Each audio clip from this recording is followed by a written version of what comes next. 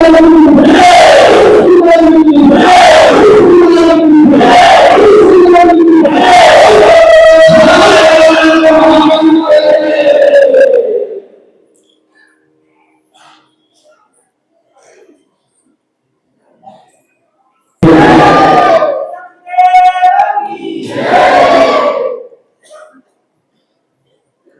अधिक चेतना से आपके चेहरे मुस्कुरा रहे हैं।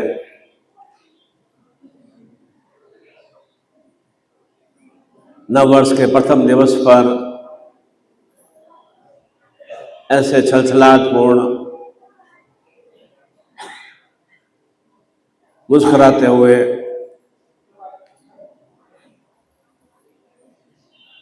सुंदर चेहरे देखने से निश्चित रूप से एक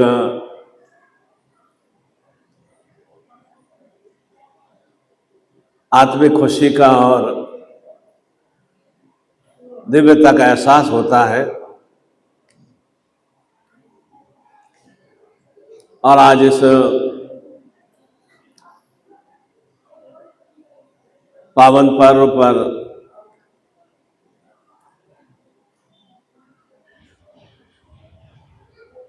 मां भगवती और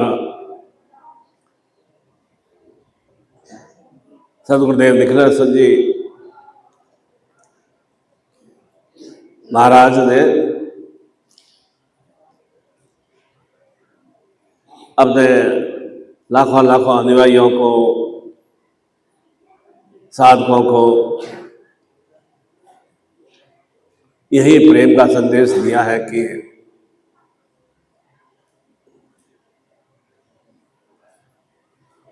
मेरे इन मानस पुत्र पुत्रियों का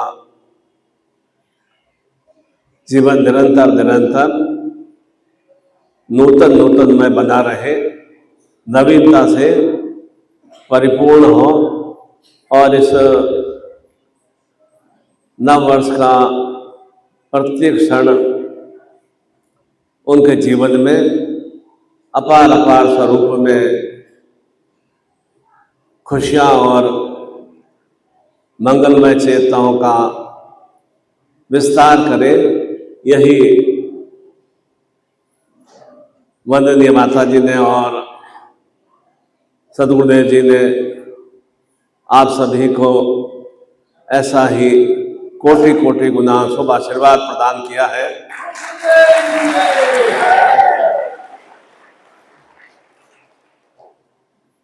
इसीलिए उन्होंने कहा कि अस्तो मां सद्रमय, तमसो मां ज्योतिर्मय और मृत्युर्मां मृतगम्य, अर्थात निरंतर निरंतर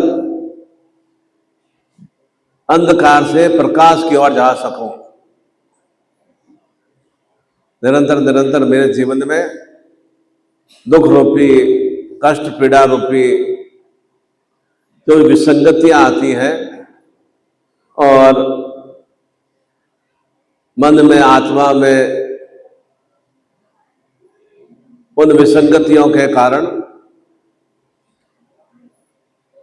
जो भी एक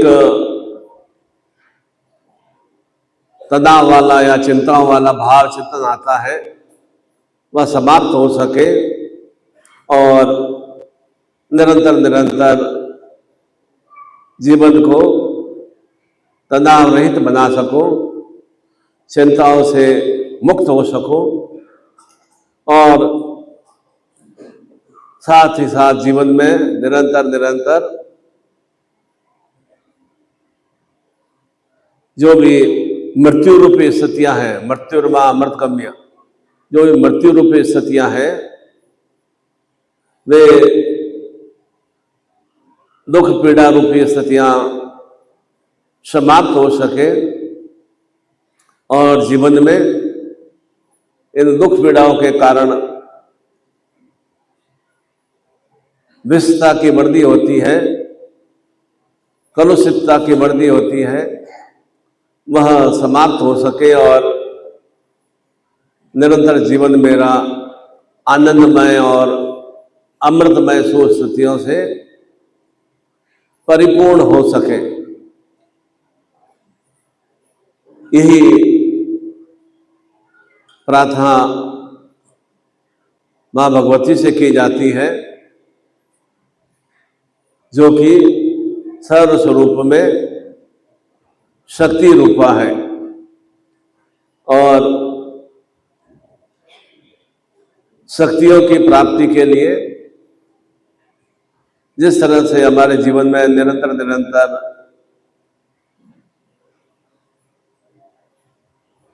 अपने आप को दैनिक क्रियाओं से परिपूर्ण रखते हैं और उन दैनिक कर्तव्यों को करते करते जो भी जीवन की हमारी अभिलाषा इच्छाएं होती है, उन्हें प्राप्त करने के लिए इन शक्तियों की अभ्यर्थना हम करते हैं, पूजा साधना करते हैं, जिससे कि हमारा इन शक्तियों से एक सामंजस्य का भाव चिंतन पूर्ण रूपेण प्राप्त हो सके। जिस तरह से हम पारिवारिक सदस्यों से अपना सामंजस्य रखते हैं, तो उस सामंजस्यता के फलस्वरूप एक आत्मीयता का, प्रेम का, सौहार्द का और प्रसन्नता का विस्तार होता है। ठीक उसी तरह से इन शक्तियों के बढ़ना से ही जीवन में जो भी हमारी न्यूनता है, विसंगता है, वे समाप्त होती है। और जो भी हम दैनिक कर्तव्य करते हैं, अपने शरीर की सफाई करना, खान पान करना, और जो भी हमारा कर्म है, कार्य है, रोजगार है, उसे उचित रूप से संपन्न करना, जिससे कि निरंतर निरंतर हम सक्रिय और क्रियाशील रह सकें। और उस सक्रियता में बढ़ने के लिए हमें शक्तियों की अवहेलना करनी आवश्यक होती है, और उन शक्तियों के माध्यम से ही जो भी हमारे कर्तव्य है, कार्य है, वे पूर्ण होते हैं। क्योंकि चाहे आपको भोजन ग्रहण करना है, तो भोजन के लिए जो साधन जुटाने पड़ते हैं, उसके लिए आपको कर्म करना पड़ता है, और जो भी उस आवश्यक सामग्री हम जुटाते हैं, उसके बाद में सही ढंग से उसको पकाते हैं, तो वह हमारे लिए उचित रूप में पाचन योग बन जाता है। ठीक उसी तरह से साधनात्मक रूप से भी अपने आप को निरंतर निरंतर अग्नि भाव देने से, शक्ति भाव देने से, वह साधना हमारे लिए परिपूर्णता की ओर अग्रसर होती है। और इसके विपरीत यदि हम भोजन को पकाए नहीं, चाहे वह सब्जियां हो या दाल हो या और कोई भी हो या आटा हो, उसको सही ढंग से हम नियोजित ही नहीं करें, तो वह शरीर के लिए विषपूर्ण स्थितियां बन जाएगी। फिर उसी तरह से यदि हम ईश्वरी उपासना, गुरु उपासना, साधना, पूजा या दीपक प्रज्वलित करना, या शुद्ध भाव से सूर्य नमस्कार करना, सूर्य को अर्घ्य देना, या तुलसी पूजा करना, जो जो हमारा भाव चिंतन है, उसे हम नहीं करते हैं, तो जीवन में एक निराशा और अवसाद वाली स्थितियां बन जाती है।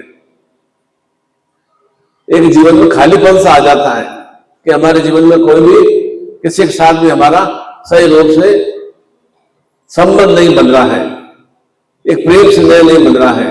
तो प्रेम स्नेह की वृद्धि के लिए ही हम देवी देवताओं की, अपने गुरु की, अपने कुल देवता की अभ्यर्थ आराधना करते हैं। जैसे जैसे उत्सव पर्व त्योहार आते हैं, तो मंदिर में जाकर भी पूजा अर्चना करते हैं।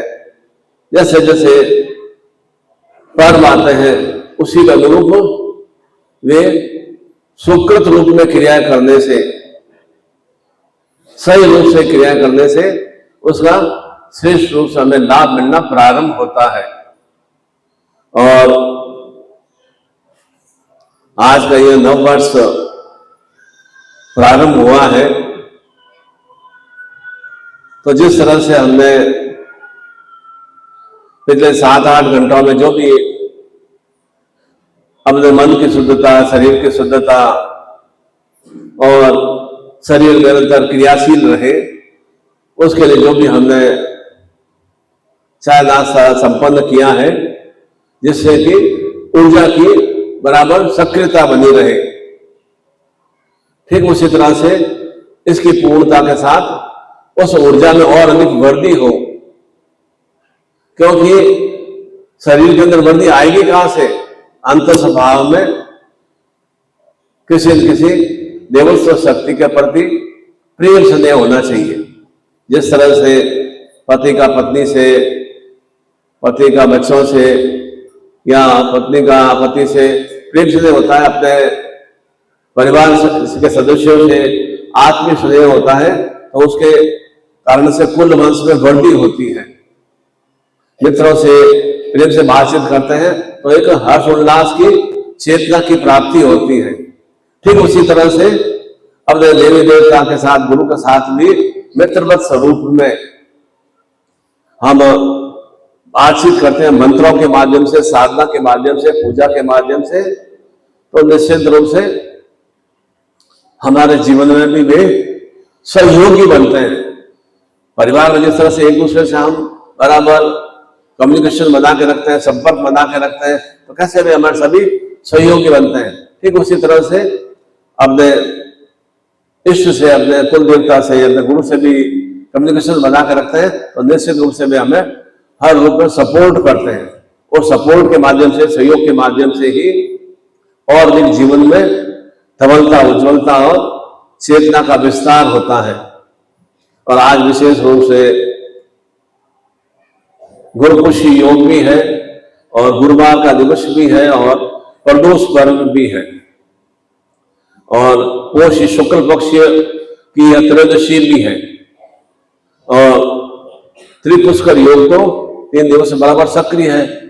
तो ऐसे सुयोगों से युक्त इस नवरात्रि के प्रथम दिवस पर और इस मध्याह्न दिवस में कुछ ऐसा चैतन्य भाव से, सर्वश्रेष्ठ रूप से चैतन्य भाव से अपने आप को हम नियोजित कर सके, जिससे कि गुरु के सानिध्य में हम बराबर अपने देवी देवताओं से संवाद बना कर रख सकते हैं, और उनके माध्यम से जो भी हम सकाम भाव से कामना करते हैं, वह कामना हमारी अवश्य परिपूर्ण होती ही है। क्योंकि केवल आप अकेले ही ईश्वर की वंदना नहीं कर रहे हैं, गुरु की वंदना नहीं कर रहे हैं, आपके साथ आपका गुरु भी आपके साथ खड़ा है, और हमारे साथ हमारे सदगुरु और मां भगवती भी खड़ी है। तो निश्चित रूप से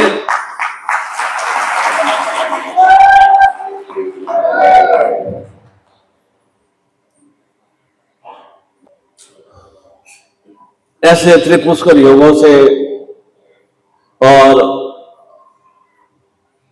प्रदोष पर्व अर्थात जीवन हमारा दोष रहित हो, इसलिए बाकी तिथियों को तो केवल अष्टमी तिथि कहते हैं, नवमी कहते हैं, या दशमी कहते हैं, परंतु इसे प्रदोष पर्व कहते हैं। अर्थात जीवन हमारा दोष रहित हो। दोष का मतलब कोई भी जीवन में न्यूनता या कमियां नहीं रहे, हमारे मानव चिंतन में भी हो, और हमारे सांसारिक ग्रस्त जीवन में जो निरंतर क्रियाएं हैं, उसमें किसी तरह का दोष संताप नहीं रहे। वह प्रदोष का तात्पर्य है। और वह दोष संताप कैसे समाप्त होगा? जिसका न तो आदि है, ना कोई अंत है, भगवान सदाशिव महादेव की अनुकंपा से, जो देवों के देव महादेव हैं। बाकी तो अन्य 33 कोटि देव है ही, परंतु वे सभी देवों के देव हैं, जो कि निरंतर हमें मृत्युंजय प्रेरणा से युक्त करते हैं, अर्थात मृत्यु पर विजयश्री की चेतना प्रदान करते हैं। निश्चित रूप से ऐसी क्रियाएं, और साथ में आद्या शक्ति, शक्ति रूपा लक्ष्मी भी साथ में विराजमान है। तो निश्चित रूप से ऐसा शिवोत्सव पर्व, यह मासिक शिवरात्रि का पर्व और नूतन वर्ष का पर्व सुयोगों से परिपूर्ण है। ऐसे पर्व पर विशेष रूप से भगवान कुबेर की अभ्यर्था आराधना संपन्न करने से निश्चित रूप से जीवन कुबेरवत होता है। बार बार मैं कहता हूं कि कुबेर धन के अधिपति है, धन के रक्षक है और वर्दी में सहायक है, धन की रक्षा भी आवश्यक है। आपके साथ अधिकांश ही होता है कि धन तो आता है, पैसा तो आता है, परंतु वह धन आपके पास में अधिक समय तक रुकता नहीं है, टिकता नहीं है, और मास खत्म होते होते, महीना खत्म होते होते धीरे धीरे बहुत ही अधिक नीलमय स्थितियां बन जाती है कि मेरे पास में धन का अभाव है और मेरे अमुक अमुक कार्य परिपूर्ण नहीं हो पा रहे हैं। तो वह धन या पैसा जाता कहाँ है? आ तो जरूर गतिशीलता से आ रहा है, पर वो तो द्रुत गति से वह जा भी रहा है। तो उसमें कुबेर भगवान हमें यह सहयोग करते हैं कि उनको पहले किस तरह से आप कुबेर को अपने स्वरूप में आत्मसात करें। जिस तरह से वे धन के अधिपति है, धन के पूरे सर्व सर्वा है, भगवान शंकर ने ही उन्हें कुबेर को ही धन का अधिपति बनाया है, धन का संग्रह बनाया कि धन का संग्रह करना है, जिससे कि निरंतर निरंतर सृष्टि में बराबर गतिशीलता बनी रहे। तो जीवन में भी गतिशीलता के लिए धन परम आवश्यक है, लक्ष्मी परम आवश्यक है। उस लक्ष्मी के माध्यम से, धन के माध्यम से ही अनेक अनेक जीवन की सुखद क्रियाएं संपन्न हो पाती हैं।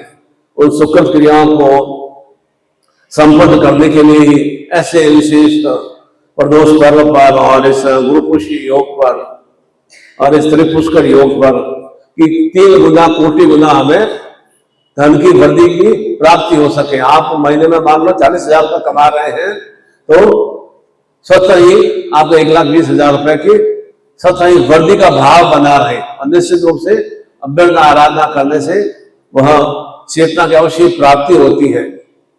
और इसीलिए प्रथम स्वरूप में हम वह कुबेर की साधना संपन्न करेंगे और उस साधना के माध्यम से ही जीवन के साधनों को जुटाने की क्रिया संपन्न करेंगे। साधना का भाव चिंतन भी यही है कि साधनों को किस तरह से जुटाया जाए। अनेक अनेक जीवन में वृद्धि के लिए साधन की आवश्यकता होती है। वे साधनों को हम किस तरह से आत्मसात कर सके, वो साधन जुटाने का एक भाव चिंतन है। और उसी के लिए विशेष रूप से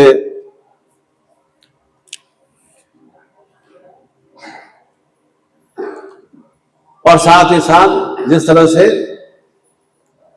भगवान शिव ने कुबेर का धन का अधिपति बनाया और माता लक्ष्मी निरंतर हमें एक प्रेरणा देती है कि किस तरह से सुकर्म करते हुए इस धन में अभिवृद्धि की जाए। धन तो आ जाएगा, पर धन में अभिवृद्धि भी आ सकता है। और मां लक्ष्मी का भी कार्य क्या रहता है कि धन की अभिवृद्धि करने में उसकी सहायता करना, और साथ ही साथ वह उसका उचित प्रबंधन भी करती है। इसीलिए कुबेर की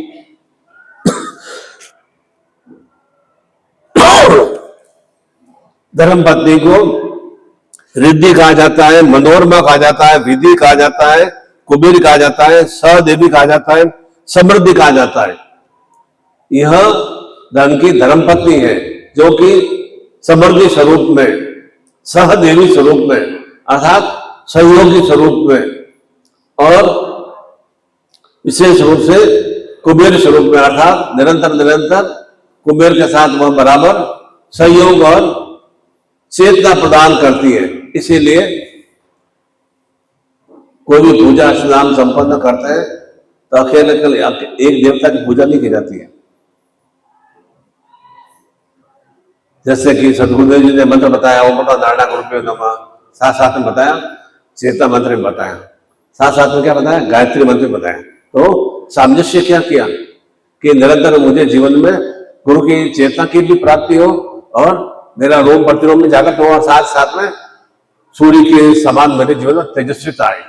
भगवान शिव की अभ्यर्थना करते हैं, साथ में माता गौरी की भी अभ्यर्थना की जाती है, लक्ष्मी की अभ्यर्थना करते हैं, माता विष्णु की भी अभ्यर्थना की जाती है, गणपति की करते हैं तो रिद्धि सिद्धि शुभ लाभ की भी अभ्यर्थना की जाती है। आपने भी अपने घर में भी आप पूजा साधना करते हो या कोई भी मांगलिक कार्य संपन्न करते हो तो पति पत्नी दोनों युग रूप में बैठकर और पूजा साधना संपन्न करते हैं, तो निश्चित रूप से तब हमें उसका जीवन में कोटि गुना सुलाभ की प्राप्ति होता है। ठीक उसी तरह से आज इस पर्व पर भी आप और मैं और आप दोनों मिलकर साथ में बैठकर पूजा साधना संपन्न करेंगे तो निश्चित रूप से दोनों की ही सुचेतना के चिंतन भाव से जीवन में समृद्धि का विस्तार हो सकेगा, अर्थात सर्वश्रेष्ठता का विस्तार हो सकेगा। और उस सर्वश्रेष्ठता की प्राप्ति के लिए ही निरंतर हम सुकृत क्रियाएं करते हैं, श्रेष्ठ क्रियाएं करते हैं, तो जीवन में सुफल की प्राप्ति होती है। और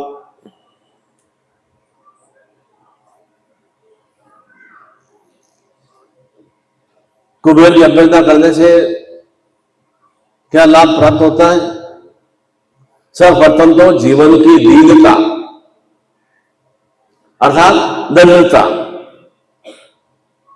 अर्थात गरीबी, असहायता, असहाय हो जाता है, गरीब होता है असहाय सा हो जाता है, ऐसा नहीं कोई शरीर से मजबूत नहीं होता है, असहाय सा हो जाता है, मतलब उसके पास में कोई भी तरह के अपने जीवन को यापन करने के सही तरह से साधन नहीं है।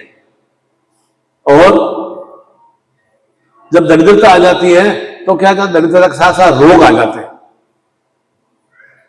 रोग आ जाते हैं तो क्या है, मानसिक पीड़ाओं का विस्तार होता है, मानसिक पीड़ाओं के विस्तार के साथ साथ क्या है, शरीर के अंदर जर्जरता आ जाती है, रुग्णता आ जाती है, अर्थात यथाशीघ्र धीरे धीरे वृद्धावस्था आनी प्रारंभ हो जाती है, अर्थात शरीर हमारा क्रियाशील नहीं रह पाता है, कर्म करने के योग्य नहीं रह पाता है। तो धन के अभाव के कारण से इतनी अधिक विसंगतियां आ जाती है, और साथ ही साथ जब धन का अभाव हो जाता है तो जब दरिद्रता आ गई, गरीबी आ गई, दीनता आ गई, असहाय से बन गए, रोग में स्थितियां बन गई, शरीर में जर्जरता या रोग आ गए, तो कोई भी हमारा पारिवारिक सदस्य हमारा सपोर्ट या सहयोग नहीं करता, साथ नहीं रहता है। तो धन की ही जीवन में पूजा होती है, और धन की जिसके पास में प्रचुरता रहती है, श्रेष्ठ रूप से धन का उसके पास आगमन रहता है, तो स्वतः ही अंतस्भाव में प्रसन्नता का विस्तार होता है कि मुझे इतना 50,000 की नौकरी मिली है, 70,000 की नौकरी मिली है, या मेरा काम व्यापार इतना अच्छा चल रहा है, या तो मेहनत कर रहा हूं तो मेरे अच्छा लाभ की प्राप्ति हो, तो स्वतः ही आत्मविश्वास की वृद्धि होती है, और आत्मविश्वास के फलस्वरूप और अधिक हम कॉन्फिडेंस के माध्यम से और अधिक चेतना के माध्यम से और अधिक हम कर्म करने की भावना चिंतन रहती है, और हम और उस अभिवृद्धि के लिए निरंतर प्रयासरत रहते हैं, और उस प्रयास का हमें सुफल की प्राप्ति होती है। और जो ही अंतस्वाम में आत्मविश्वास की वृद्धि होती है तो स्वतः ही चेहरे पे भी एक छलछलाहट सा भाव चिन्ह आता है, एक यौवनता का भाव चिन्ह आता है, एक युवा अवस्था का भाव चिन्ह आता है, क्योंकि कर्म करने के लिए शक्ति के लिए युवा अवस्था भी परम आवश्यक है। वृद्ध व्यक्ति 70-80 वर्ष का व्यक्ति इतना अधिक हार्ड वर्क या बहुत कड़ी मेहनत नहीं कर पाता है, परंतु जो अतस भाव में एक चेतना का विस्तार हो जाता है तो वह युवा अवस्था के स्वरूप में उसको चेतना की प्राप्ति होती है, तो वह कर्मशील बन जाता है, और कर्मशील बनता है तो शरीर के अंदर स्वतः ही रोग कष्ट पीड़ा जो होती है समाप्त हो जाती है। आप देखो खुद में, आप घर में आप परिश्रम कर्म करते हो या कार्य करते हो तो स्वतः ही छोटे मोटे रोग होते हैं, स्वतः ही भाग जाते हैं। कोई आपको छोटे मोटे ठंडा मौसम भी होगा, गर्मी अति भी हो गई, या कुछ भी आपने कुछ समय तक खाना नहीं मिला, कुछ कारण से व्यस्त रहने के कारण से शरीर में रोगों का बीमारी नहीं आती है, क्योंकि आप निरंतर शरीर को बराबर क्रियाशील रख रहे हैं। और एक निश्चित बात मानिए कि भोजन यदि हम 24 घंटे तक भी नहीं करते हैं तो स्वतः ही शरीर के अंदर इतनी अधिक ऊर्जा है, इतनी अधिक ऊर्जा है कि वह जो भी शरीर में 24 घंटे पहले 48 घंटे पहले भोजन ग्रहण किया है उसी में से वह भोजन को प्राप्त कर लेता है, उसी रस अंदर जो रस वो जो चेतना बनी हुई है उसी में से वह भोजन प्राप्त कर लेता है और शरीर को बराबर क्रियाशील रखता है। इसलिए यह चिंतन नहीं करना मैंने 24 घंटे ज्यादा हो गया खाना नहीं खाया, 2 दिन ज्यादा हो गया खाना नहीं खाया, वह चिंतन नहीं करना। परंतु अधिक समय तक करने से थोड़ा शरीर के अंदर थोड़ी वीकनेस या कमजोरी अवश्य आ जाती है, परंतु शरीर के अंदर एक विशेष भगवान ने ऐसा हमें देह प्रदान किए कि उससे स्वतः ही वह ऊर्जा को प्राप्त कर लेता है। ठीक उसी तरह से आत्मविश्वास की ऊर्जा भी भगवान ने अंतर्स्वाद में उत्पन्न की हुई है। तो पंच कर्मेंद्रियों के कारण से, पंच ज्ञानेंद्रियों के कारण से उन्हें बराबर सक्रिय रखना आवश्यक है, और सक्रिय रखने के लिए निरंतर निरंतर परिश्रम करना आवश्यक है, अर्थात कर्म करना आवश्यक है। जैसे जैसे हमारा चिंतन भाव हो, और साथ साथ में हमें देवी देवताओं की अभ्यर्थ आराधना करना भी परम आवश्यक है, जिससे कि निरंतर जीवन में और अधिक गतिशीलता का भाव चिंतन का विस्तार हो सके। और साथ ही साथ में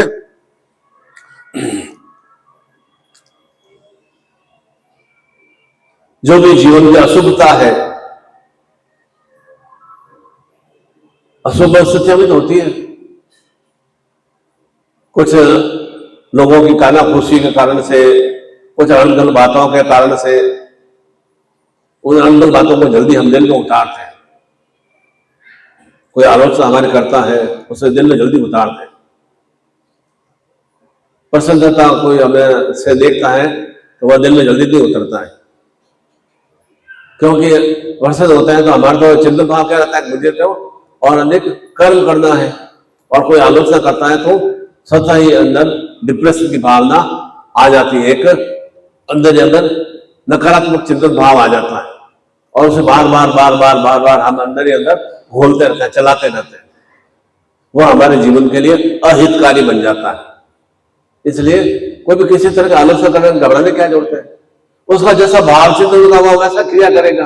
आपका जैसा भाव चिंतन है, आपको सुखद कर्म करना है, सुखद कार्य करना है, गुरु आज्ञा का पालन करना है, गुरु के साथ में सामंजस्य से अपना सहयोग बना के रखना है, तो निश्चित रूप से आलोचना किसकी होती है? दीनहीन गरीब व्यक्ति की आलोचना नहीं होती है। या निश्चित मानिए, कोई झोपड़ी में रह रहा है या दीनहीन भिखारी होता है, भिखारी की आलोचना नहीं करता है कोई भी। आलोचना होती है जो समर्थ होता है, जो सामर्थ्य से परिपूर्ण होता है, उसकी आलोचना होती है। जो जीवन को अपने सही ढंग से क्रियाशील कर रहा है, वह उसकी आलोचना की जाती है। वह दूसरा व्यक्ति जो स्वतः ही जीवन में निष्क्रिय बना हुआ है, वह आलोचना करता है। और जो आलोचना करता है उसके पास समय केवल समय आलोचना करने के लिए ही है। इसलिए आलोचना से हमें घबराने की जरूरत नहीं है, उसका कार्य ही ऐसा ही है। आलोचना के कारण से अपने जीवन की गतिशीलता को पीछे की ओर धकेलना है। हम आलोचना के कारण से या तो ठिठक जाते हैं या रुक जाते हैं। समाज क्या कहेगा, परिवार वाले क्या कहेंगे, यार दोस्त क्या कहेंगे, मित्र क्या कहेंगे, ये मेरे परिवार के सदस्य पड़ोसी क्या कहेंगे, इस तरह के हम अनेक स्वतः भाव चिंतन विचार में लाते हैं। आलोचना को एक व्यक्ति करके चला गया, उसे आलोचना का प्रभाव थोड़ा शरीर के ऊपर पड़ता भी है, परंतु पुनः हम अपने इष्ट की अवहेलना करते हैं तो स्वतः ही अंदर से कई तरह के विकार निकल जाते हैं। उन विकारों को निकालने के लिए ही वह निश्चित रूप से इस तरह की हम अभ्यर्थ आराधना करते हैं कि हमारा निरंतर सामंजस्य रहे। जब भी ऐसी कोई आलोचना हो, अपने सदगुरुदेव का स्मरण कर लेना चाहिए, मां भगवती का स्मरण करना चाहिए, स्वतः ही अंदर स्फूर्ति आ जाएगी। उसमें चिंतन नहीं करना, और क्या बोला और क्या बोला और क्या बोला, और चिंतन नहीं करना, बोलना दो। आप बोलता रहेगा 10-15 मिनट बोल के फिर निकल जाएगा, अरे इसके ऊपर तो कोई इफेक्ट नहीं पड़ा, कोई प्रभाव ही नहीं पड़ा, तो वह स्वतः ही आपसे विमुख हो जाएगा। क्योंकि उसका भाव चिंतन आलोचना करने का जब विमुख हो गया तो आप उसको भूल जाने की कोशिश करो कि आलोचना क्या करने दो, आलोचना क्या हुआ, मैंने वहां देखा, उसको वहां देखा, उसके साथ वो कर रहा था, उसका वो कर रहा था, ऐसा कर रहा था, ऐसे खा रहा था, ऐसे कर रहा था, करने दो। जीवन आपका आपके हाथ में, तो आलोचना से प्रत्यालोचना से हमें घबराने की क्या जरूरत है? वह घबराहट जब आती है तो हम थोड़ा पीछे हो जाते हैं, अर्थात जीवन की गतिशीलता में एक विराम आ जाता है, रुकावट आ जाती है, और हमें जो जीवन में प्राप्त करना होता है उस प्राप्ति में अगर कमी आ जाती है। इसलिए दूसरों की बातों को अंदर उतारने की कोशिश नहीं करना चाहिए, क्रिया करनी ही नहीं चाहिए। मैं कैसा कर्म कर रहा हूं, सुखद कर्म कर रहा हूं चिंतन भाव से, तो उस सुखद कर्म में निरंतर सक्रिय और क्रियाशील रहेंगे तो निश्चित रूप से कोई किसी भी तरह का जीवन में न्यूनता नहीं रहेगी। चाहे वह शिक्षा के क्षेत्र में हो, चाहे वह कर्म करने के क्षेत्र में हो, या जीवन यापन के क्षेत्र में हो, या रोजगार के क्षेत्र में हो, व्यापार के क्षेत्र में हो, या और कोई आप श्रेष्ठ कार्य कर रहे हैं, पूजा साधन कर रहे हैं, आलोचना करेंगे क्यों आलोचना करेंगे? वे खुद पूजा नहीं कर रहे हैं, इसलिए आप आलोचना कर रहे हैं। ये क्या बिना चादर ओढ़ लिया, ये क्या माला लेके बैठ गए, ये क्या नूर पत्र लेके बैठ गए, ये क्या कर रहे हो? ऐसा आलोचना करना नहीं। और थोड़ा इस छत्तीसगढ़ क्षेत्र में कुछ बहुत ज्यादा विषम स्थितियां भी हैं। थोड़े से लालच में हम आ जाते हैं, थोड़ा सा लालच को मिलता है, हम सब पूजा पाठ के सामान को फेंक देते हैं, और थोड़े से थोड़ा सा 10,000 15,000 मिल गया और दूसरे क्रॉस बोल, त्रिशूल बोल, क्या क्या आप मैंने अपना शुरू कर देते हैं।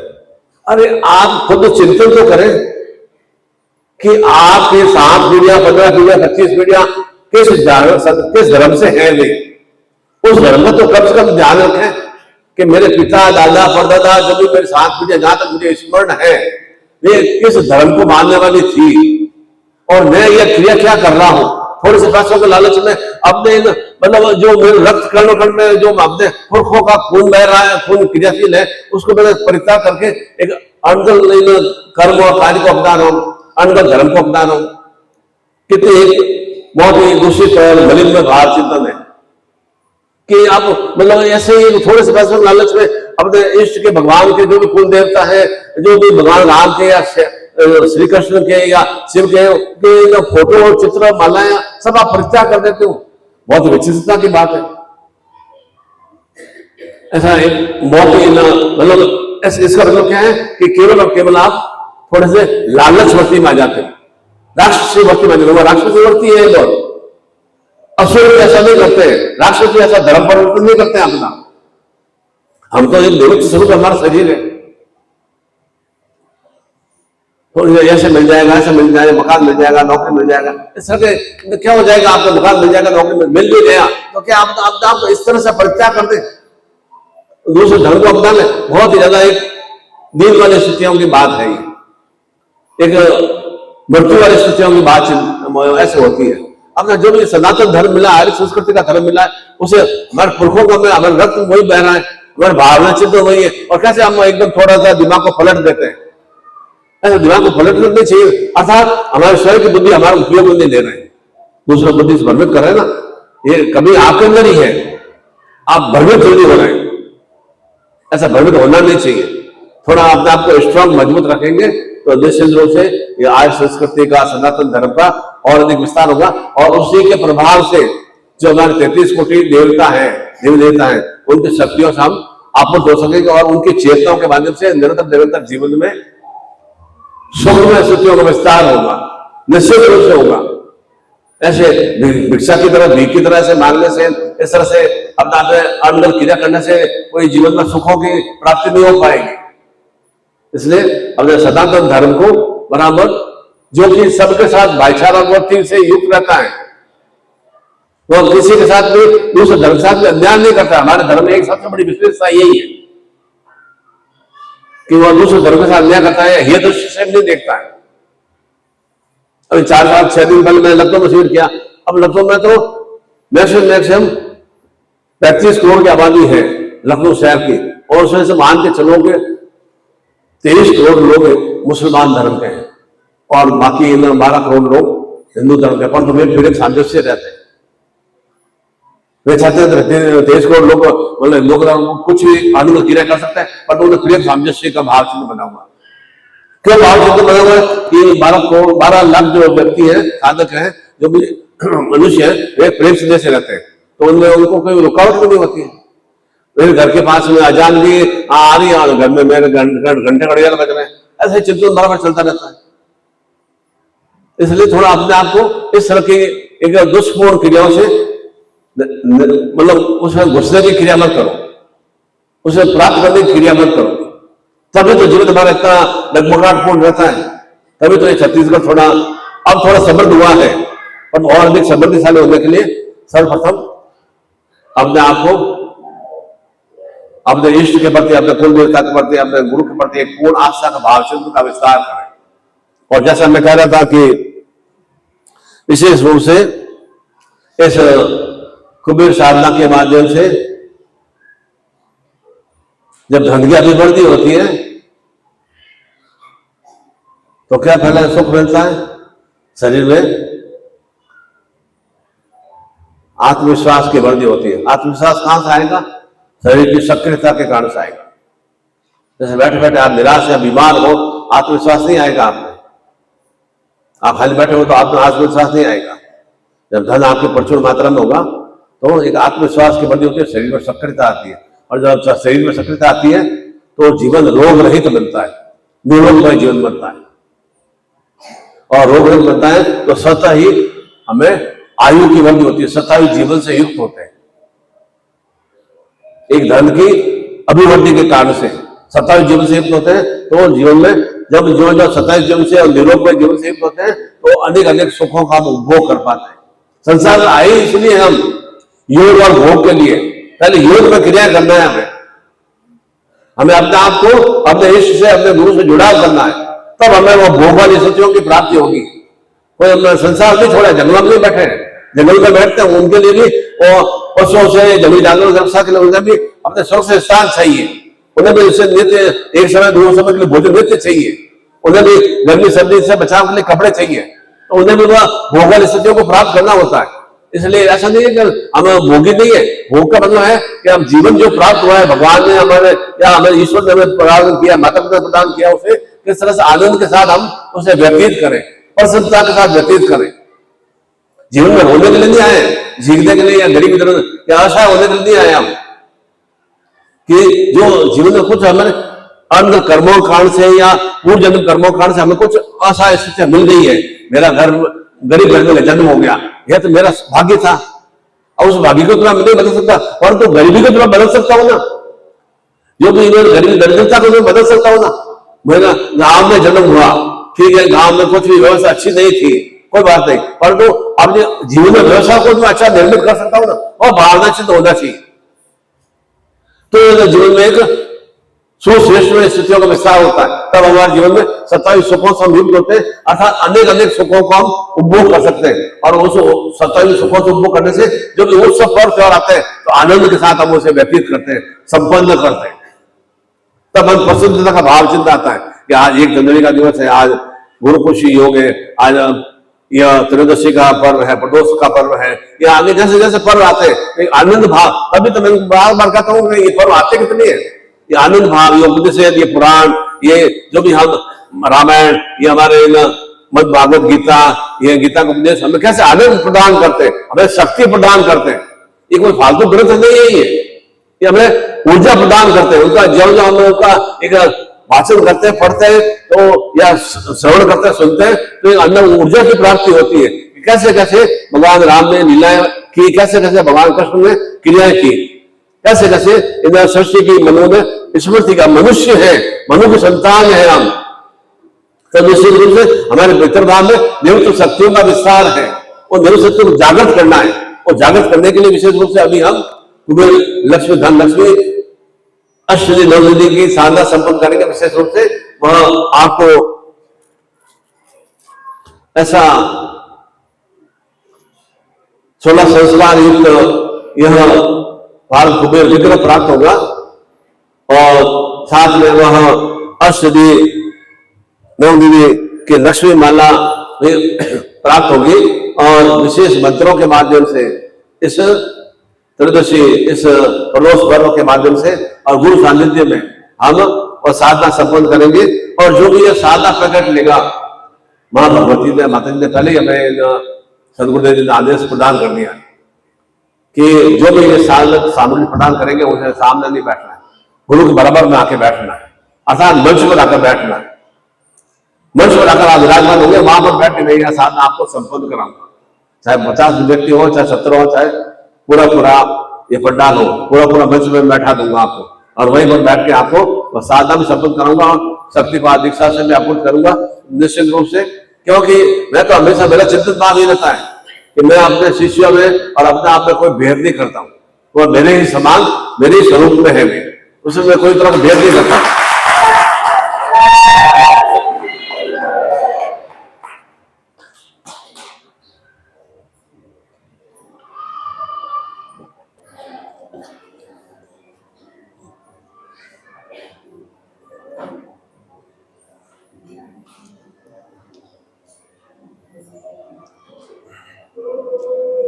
ब्रह्मा ने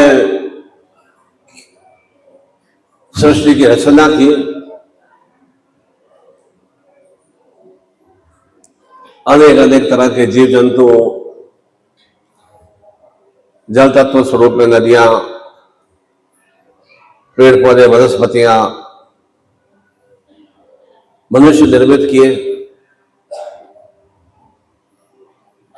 निरंतर निरंतर वे बराबर इसी क्रियाओं से वे गतिशील बने रहते थे।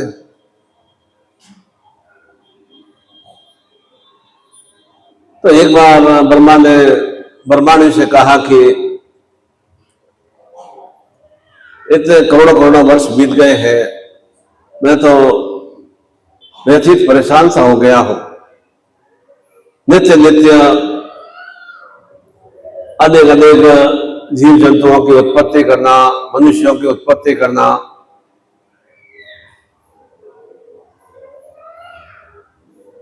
मैं तो बहुत व्यथित हो गया हूं।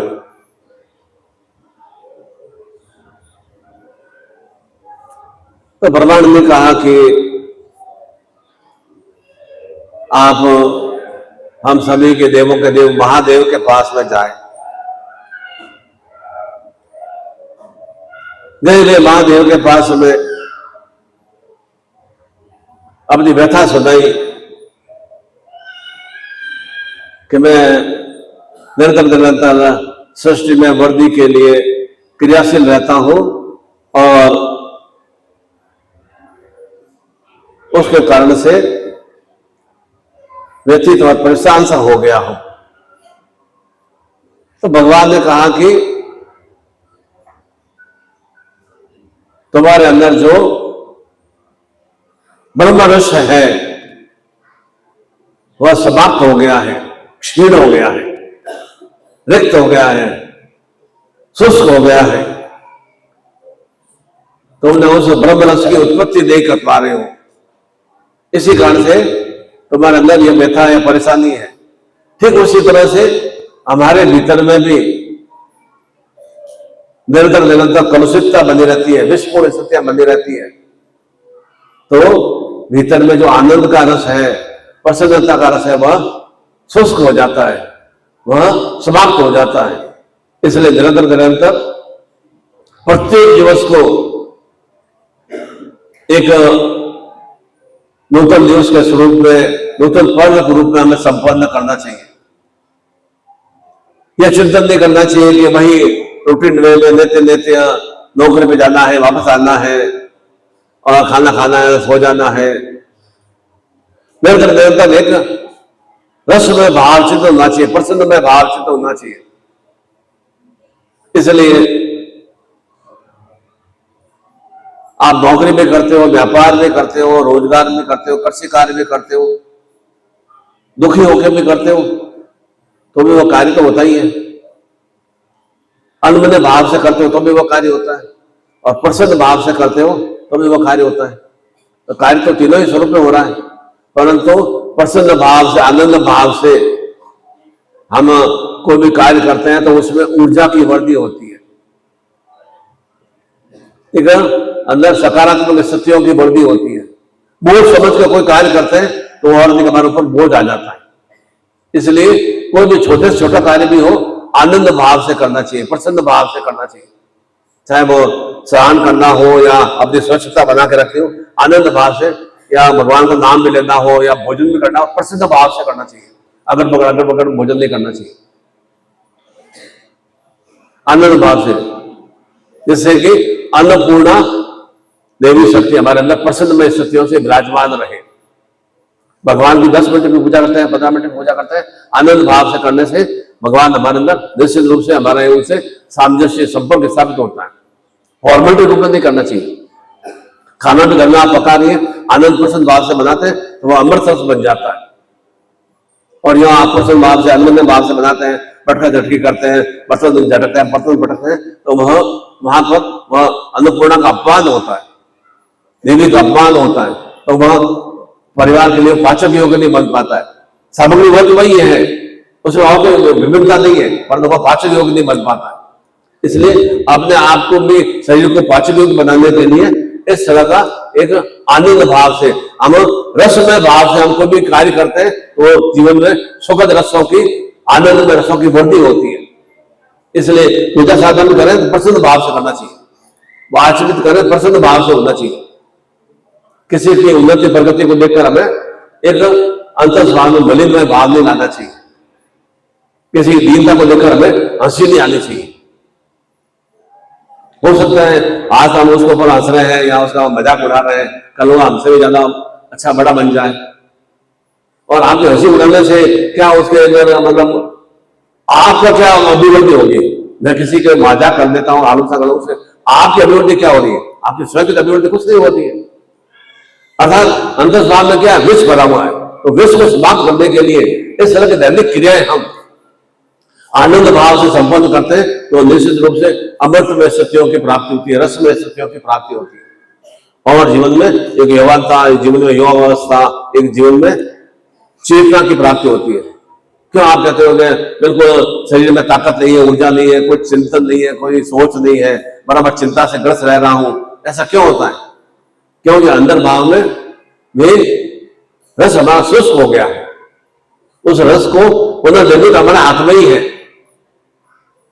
शरीर के अंदर रस बराबर बनता रहता है, भजा रस मीर वो सब बनता रहता है बराबर, एक दिन में समाप्त नहीं होता है, बराबर भगवान ने ऐसी हमारे शरीर की रचना की है कि सब कुछ बराबर सक्रिय रहता है। पर जो हमारा एक मानसिक चिंता उस तरफ एकदम एक रूप में लगना चाहिए, तब हमारे जीवन में सुखद रसों की, आनंदमय रसों की, प्रसन्नमय रसों की अभिवृद्धि हो पाती है। जब भी किसी से मिले प्रसन्न भाव से मिले तो उसको भी लगेगा देखो कैसे उसके चेहरे में मुस्कुराहट है, छलछलाहट है, लेना कुछ भी नहीं है उसको, और प्रसन्न भाव से कोई भी आए मेहमान 5 मिनट के लिए उसको समय भी देना चाहिए। आने वहां नहीं मिल पाए कोई कारण से तो उसको थोड़ा बात कर ले बाद में कि नहीं मैं आना चाहता था, आ नहीं पाया, थोड़ा आप आए, थोड़ा और जल्दी मिलते हैं। इस तरह 2 मिनट अच्छे मीठे शब्द बोलने से स्वतः अंदर भाव में पहले मिठास की उत्पत्ति होती है। वह थोड़ी सी और कुछ सुखदमय क्रिया में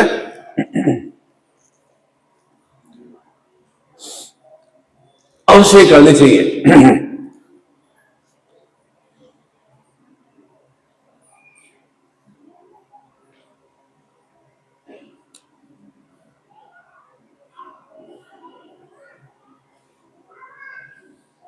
और यह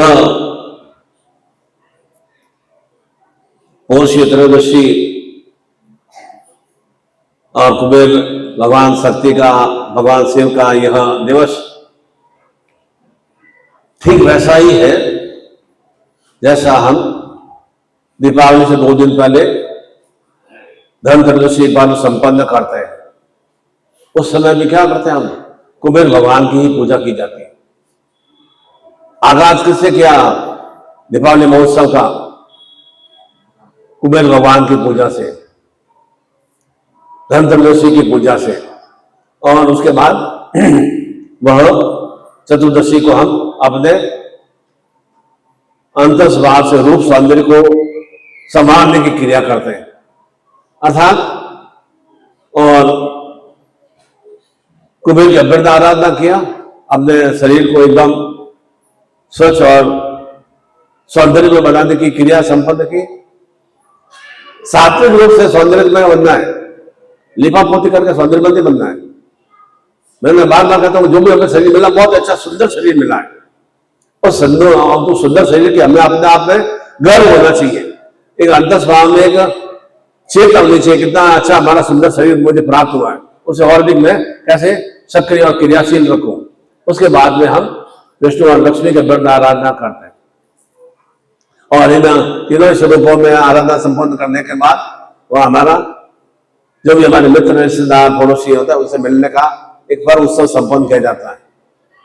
और उसके बाद में वह भगवान श्री कृष्ण के व्रत आराधना गौतम पूजा रूप में संपन्न करते हैं कि किस तरह से मेरे भी जीवन में निरंतर इन कुबेर भगवान की शक्तियों को, इस सौंदर्यता की शक्तियों को, लक्ष्मी की शक्तियों को, और ये भातृत्व भाव या प्रेम भाव है उसमें निरंतर मेरे शुभ ज्ञान की वृद्धि रहे, इसलिए वो गौतम पूजा संपन्न की जाती है।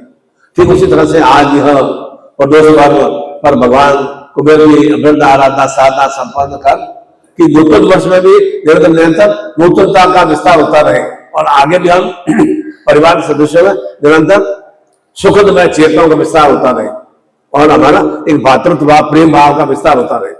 प्रेम भाव कहां से पहले प्रारंभ होगा? पहले स्वतः अंतस्भाव में आएगा। अंतस्भाव के बाद में हमारे अपने इष्ट से, हमारे कुल देवता से, हमारे सदगुरु के माध्यम से आप प्रेम भाव रखेंगे।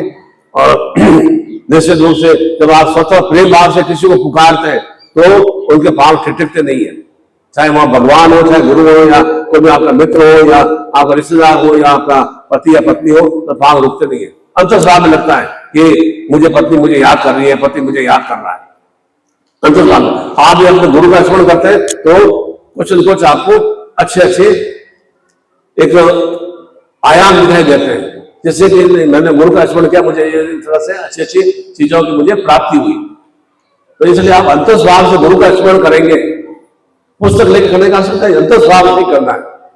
अपने इष्ट का स्मरण करेंगे, अपने परिवार किसी भी सदस्य का स्मरण करेंगे कि मेरा बच्चा हैदराबाद में पढ़ रहा है, या विशाखापट्टनम पढ़ रहा है, या बॉम्बे में पढ़ रहा है। अंतस्भाव करेंगे तो बच्चे को मालूम पड़ जाएगा कि माँ मुझे याद करिए, पिता मुझे याद कर रहा है। इतने हजारों किलोमीटर दूर के बाद में वो अंतस्भाव में एक प्रेरणा आ जाती है। इसलिए आज इस अंतस्भाव से ही हम वह कुबेर धन लक्ष्मी के व्रत आराधना यहाँ मंच पर विराजमान, जिसके पास भी वो सादा प्रकट होगा उसे एक जितना हिताशील आप प्राप्त करेंगे उतना हिताशील आगे के साथ मिल जाएगा। और मैं तो पास में साथ मिलेगा। और मैं यहाँ पर साक्षीभूत रूप से आपको संकल्प के साथ आपको केवल अपना नूतन रूप में गुरचादर धारण करना है और वह सामग्री लेके बाकी यज्ञ धारण मैं स्वयं कराऊंगा। संकल्प मैं स्वयं आपके हाथों में भगवान देवता के स्वरूप में प्रदान करूंगा और जो भी मंत्र जाप साधना है और भी आपको मैं प्रदान करूंगा, जिससे कि प्रारंभिक प्रथम दिवस से ही हम गुरु के समकक्ष बन सके, गुरु के समान स्वरूप में हम बन सके, गुरु की चेतना को हम आत्मसात कर सके। दूर तो रहते ही नहीं है, दूर तो किसी भी सूर्य पर रहते ही नहीं है, दूर तो रहेंगे नहीं। मैं और चाहता हूँ नए वर्ष में और अधिक मेरे साथ में निकटता का भाव चिंतन आए, एक और अधिक आत्मीयता का भाव चिंतन आए, और अधिक स्नेह का भाव चिंतन आए। आपके अंदर भी ऐसा ही अपने इष्ट के प्रति सदगुरुदेव पर ऐसा ही चिंतन भाव का विस्तार हो, वह मैं सामंजस्य के लिए यहाँ मंच पर आप सबको विराजमान करूंगा। इसलिए जो भी इस पुरुष लेंगे तो कुबेर साधना के साथ उन्हें सत्यवाद की दीक्षा, साधा सत्यवाद पूजा विधि विधान से, वैदिक मंत्रों से वह हम संपन्न करेंगे और धन बेटियां प्राप्त करेंगे। तो उन्हें भी धन लक्ष्मी की आवश्यकता रहती है। जो भी नौकरी, रोजगार, कार्य, व्यापार कर रही है, परिवार चला रही है, उन्हें भी धन लक्ष्मी की आवश्यकता है। और कुबेर के स्वरूप में उनके जीवन में भी सौभाग्यता की वृद्धि होती है। भगवान शिव के स्वरूप में सौभाग्यता की वृद्धि होती है, अर्थात दुर्गति का नाश होता है, दुर्भाग्य का नाश होता है। तो हम जीवन में जो भी समय समय पर हमारे दुर्गति में स्थितियां बनती है उन्हें समाप्त करने के लिए संसार में आए, जिससे कि देवगंधन सौभाग्य जागृत में रहे, प्रसिद्ध में जागृत में रहे। वह भाव चिंतन की प्राप्ति के लिए यहाँ मंच पर आप विराजमान होंगे और मंत्र भी आपको बता दिया जाएगा और पूर्ण विधि विधान से वह चाहे उसमें 1 घंटा लगे 2 घंटा लगे, पूर्ण विधि विधान से हम साधना संपन्न करेंगे, जिससे कि नूतन वर्ष के प्रथम दिवस से ही हम धन के अधिपति बन सके, लक्ष्मी के अधिपति बन सके। ऐसे हाथ जोड़ने से लक्ष्मी नहीं आती है, लक्ष्मी आ जाओ, लक्ष्मी आ जाओ, धन आ जाओ, धन आ जाओ नहीं आता है। उसे वशीभूत करना पड़ता है, उसे खींचना पड़ता है, उसे अपने अंतस्भाव में उसे स्थापित करना पड़ता है। लक्ष्मी को अपना आधिपत्य करना है, गिड़गिड़ाना नहीं है, रोना झीकना नहीं है। लक्ष्मी नहीं है, लक्ष्मी नहीं है, लक्ष्मी नहीं है, धन नहीं है, धन नहीं है, ऐसा गिड़गिड़ाने से, रोने झीकने से नहीं आएगी लक्ष्मी। उसे किस तरह से साधारण रूप से मैं उसे पूर्णता से प्राप्त कर सकूं और फिर उसके बाद में मैं निरंतर जीवन में अपने सभी सुखों से परिपूर्ण हो सकूं। और निश्चित रूप से ऐसे प्रथम दिवस पर यह सुखद क्रिया हम संपन्न करेंगे तो निश्चित रूप से आपके भी जीवन में सभी स्वरूपों में मंगलमय सुख सत्यों का विस्तार होगा। पुनः कोटि कोटि जो मां भगवती ने और सदगुरुदेव जी ने चिंतन प्रदान किया था कि यह नववर्ष मेरे लाखों लाखों अनुयायियों को निरंतर उनके जीवन में अखंड स्वरूप में सुख सौभाग्य की वृद्धि से युक्त हो, आरोग्य में उनका जीवन की वृद्धि हो और पति पत्नी में प्रेम सामंजस्य का विस्तार हो, संतान सुख की वृद्धि हो और संतान सरस्वती ज्ञान बुद्धि से परिपूर्ण हो, सुसंस्कार में हो और निरंतर निरंतर जो भी वे कार्य, व्यापार, रोजगार, नौकरी, व्यवसाय कर रहे हैं, कृषि कार्य कर रहे हैं, उनमें दिन दुगनी रात चौगुनी से भी कोटि कोटि गुना उनके जीवन में लाभ की वृद्धि हो, ऐसा उन्होंने मंगल में आशीर्वाद प्रदान किया है। उस आशीर्वाद को सफलीभूत हमें संपन्न करना है। उन्होंने चेतना प्रदान कर दी है। अब आपका चिंतन भाव होना चाहिए कि मुझे किस तरह से लक्ष्मी का अधिपति बनना है, लक्ष्मी को कैसे वशीभूत करना है। स्थायी रूप से निरंतर निरंतर वह कुबेर जैसे लक्ष्मी क्या करती है, उसे वृद्धि का भाव चिंतन करती है। तो हमें भी वो अपने लक्ष्यों को, अपने उद्देश्यों, कर्मों को और अधिक रूप से विस्तार करते हुए हम भी उसमें धन का, वृद्धि का भाव चिंतन का विस्तार कर सके।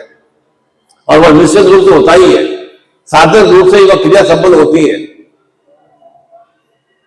जो नौकरी व्यवसाय कर रहे हैं, क्यों है ना, आप देखते हो, चिंतन करते हो कि किसी की नौकरी में ना जल्दी जल्दी अभिवृद्धि हो जाती है, प्रमोशन भी हो जाता है। क्या व्यवसाय में देखो, आप कृषि कार्य करते हैं, कई बार तो इन्हें एकदम फसल खराब हो जाती है, कई बार धान बिगड़ जाता है, कई बार इन्हें कोई अच्छी पैदावार नहीं हो पाती। क्यों बिगड़ जाता है? अचानक मौसम में क्या परिवर्तन आ जाता है। ये कुछ देखो, आप कई जगह आप ट्यूबवेल खुलवाते हैं, यहाँ पर तो 20 फीट में पानी आ रहा है और मेरा यह खेत का बाउंड्री यहाँ से, मेरे 20 फीट के अंदर पानी नहीं आ रहा है। ऐसा क्यों हो जाता है?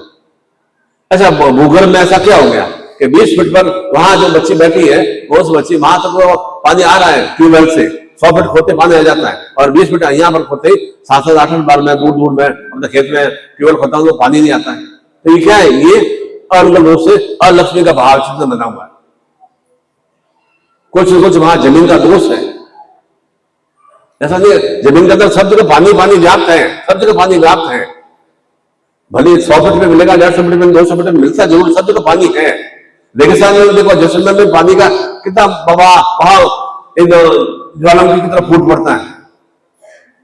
तो पानी तो सब जगह है, पर हमारे यहाँ पर 20 फीट बाद में क्यों नहीं पानी निकलता है? तो निश्चित रूप से वो सोच अनुकूल भाव चिंतन है। वहां पर तो खेत लहला रहा है, पानी नहीं मिली है तो भी वहां बरसात के भरोसे खेत लहला रहा है, और मेरे यहाँ पर ट्यूबवेल होते हुए भी पानी, बरसात में फसल अच्छी नहीं हो पा रही है। क्यों ऐसा चिंतन होता है? कुछ न कुछ ये संताप दोष है। इस संताप दोषों की निवृत्ति के लिए ही वह हम भगवान शिव के जो रक्षक हैं, जो हमारे शिव के जो अधिपति, धन के अधिपति है, कुबेर है, और माता लक्ष्मी जो विश्व अभिवृद्धि करती है, उसके अभ्यर्थना आराधना करेंगे तो निश्चित रूप से हम इन सभी सुखों से परिपूर्ण हो सकेंगे। ऐसा ही आप सभी के लिए मंगल कामना करता हूं। बोलो सद्गुरुदेव भगवान की जय।